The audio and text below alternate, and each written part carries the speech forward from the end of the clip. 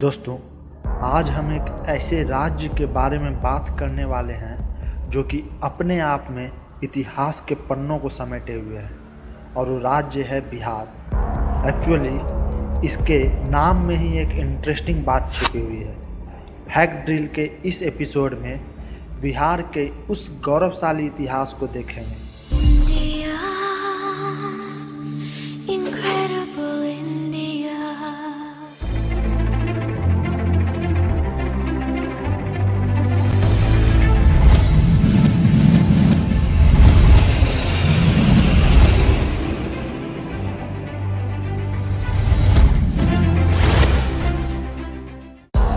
दरअसल ये बात उन दिनों की है जब यह राज्य बौद्ध भिक्षुओं तथा साधु संतों का प्रिय स्थान हुआ करता था। बौद्ध धर्म के लोग तथा तीर्थयात्री भगवान बुद्ध के इस पावन धरती पे विश्राम किया करते थे, जिसके कारण इसे विहार के नाम से जाना जाने लगा। विहार एक संस्कृत शब्द है जिसका मतलब ठहरने तथा विश्राम करने का स्थान। उसके बाद मुगलों तथा अंग्रेजों का शासन आया।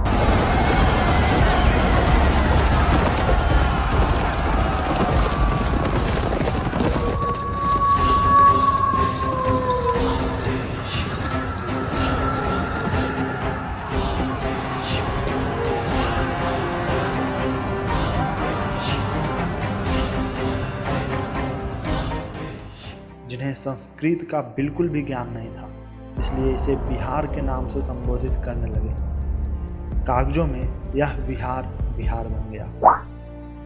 ये तो हुई बिहार की बात, पर उससे भी पहले यह मगध के रूप में अत्यधिक शक्तिशाली राज्य था। दोस्तों, यह बात 1600 से 1100 ईसा पूर्व वैदिक काल की बात है, जब मिथिला में विदेह साम्राज्य की स्थापना हुई थी। विदेह साम्राज्य के राजा जनक कहलाते थे। दोस्तों, हिंदू धर्म और ऐतिहासिक सबूतों के आधार पर यही वो पवित्र भूमि है जहां माता सीता का जन्म हुआ। इसलिए हम अपनी पुत्री को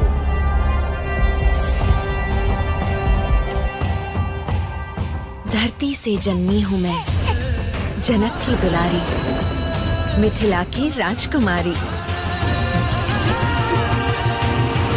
है संस्कार मेरा श्रृंगार और ज्ञान मेरा उपहार। प्रश्न करना है स्वभाव मेरा, स्वतंत्र मेरी आज वो स्थान सीतामढ़ी के नाम से जाना जाता है और बिहार में एक प्रमुख पर्यटन स्थल है।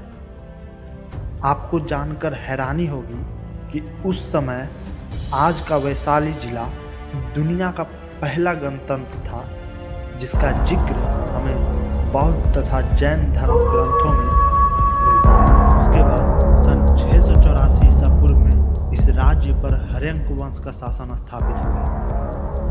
इस वंश के दो प्रसिद्ध राजा बिंबिसार और अजातशत्रु थे।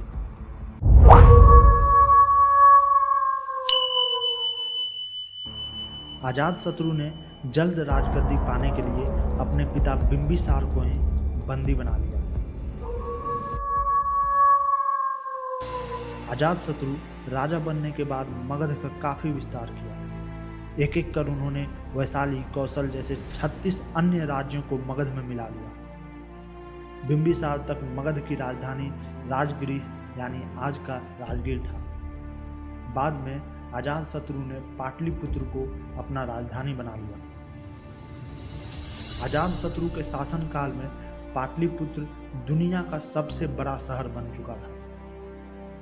हर्यंक वंश के बाद शिशुनाग वंश, फिर नंद वंश का शासन आया। दोस्तों, नंद वंश का सबसे शक्तिशाली, क्रूर और अंतिम राजा धनानंद था।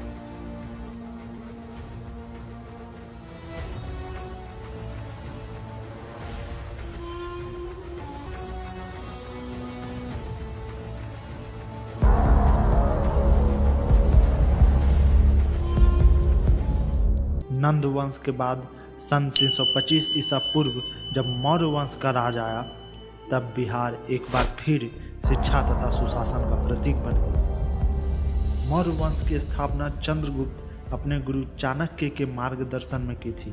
दोस्तों, चाणक्य एक विद्वान तथा महान अर्थशास्त्री। इतिहास उन पूर्वजों का जिनके अनुभव से हम कुछ सीखते हैं। मैं दूंगा आपको सबसे कड़वी सीखें जो मैंने अपने अनुभव से ली है, परंतु मैं आपको सिखा क्यों रहा हूं? क्योंकि देश को सदा आवश्यकता रहती है ऐसे चंद्रगुप्तों की, जो देश की एकता और अखंडता को बनाए रख सके, जो देश के हित में अपने कर्म करें। मैं चाहता हूं भारत के हर बालक में एक चंद्रगुप्त मौर्य हो। तो सज्ज रहिए मेरी नीतियां जानने के लिए और अपनी नियति बनाने के लिए।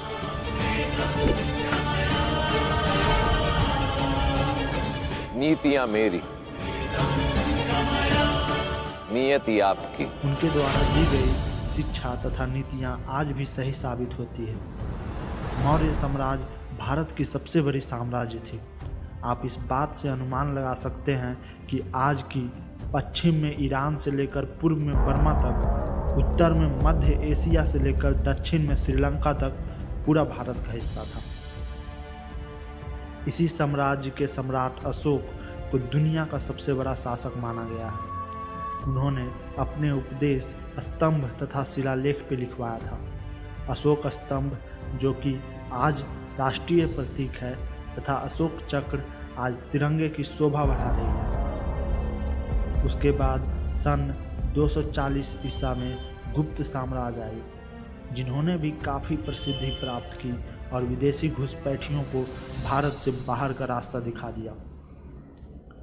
शिक्षा के स्तर से तथा विज्ञान गणित के लिए यह समय मगध में सबसे अच्छा माना गया है। लेकिन आगे एक ऐसी घटना हुई बिहार के इतिहास में जिसे सुनकर हर एक देशवासी को काफ़ी अफसोस होता है।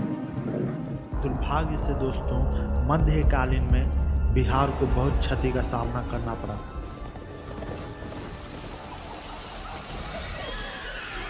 बख्तियार खिलजी जो कि तुर्की से आया आक्रमणकारी था, उसने भारत के कुछ उत्तरी भाग पे कब्जा कर लिया।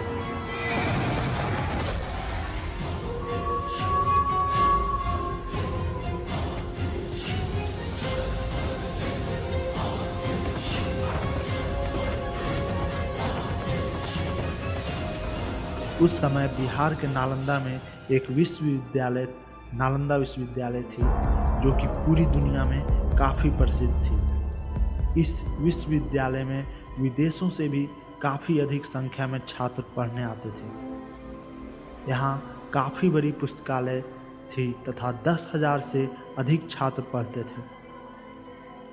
यहाँ तक कि मशहूर गणितज्ञ आर्यभट्ट, जिन्होंने जीरो की खोज की थी, इसी विश्वविद्यालय से दीक्षा प्राप्त की थी। इसकी ख्याति, ज्ञान और प्रसिद्धि को देखकर बख्तियार खिलजी को रहा न गया और उसने इस विश्वविद्यालय में आग लगवा दी।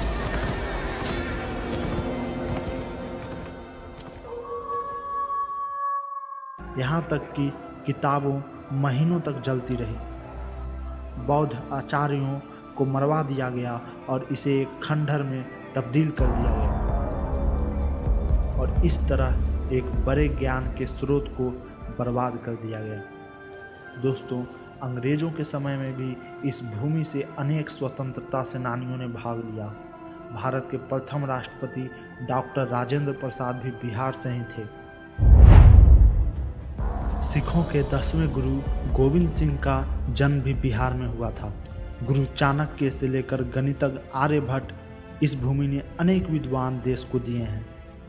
साथ ही साथ बिहार में अनेक तीर्थ तथा पर्यटन स्थल हैं। सीतामढ़ी, राजगीर, नालंदा, बोधगया आदि बहुत ही सुंदर स्थान हैं। जरूरत है सरकारों तथा संगठनों को इन स्थलों की ख्याति और इतिहास विश्व भर में पहुंचाने की।